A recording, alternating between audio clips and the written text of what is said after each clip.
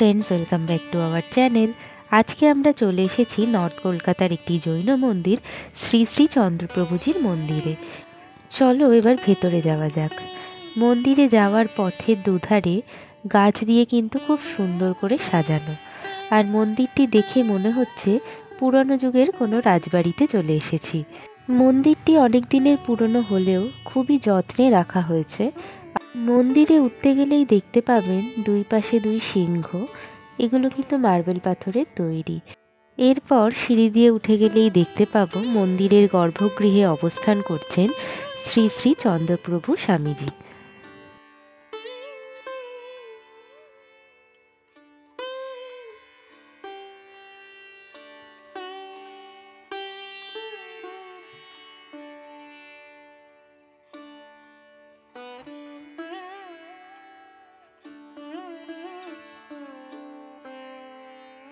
মন্দিরটি খোলে সকাল 6:30 থেকে 11:30 অবধি এবং দুপুর 3:30 থেকে 7:30 অবধি।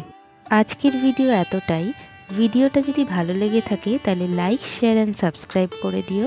আর এরকম আরও নতুন নতুন জায়গার খোঁজ জানার জন্য আমাদের সঙ্গে থেকো। আজকের মতন টাটা, দেখা হবে আবার নেক্সট ব্লগে।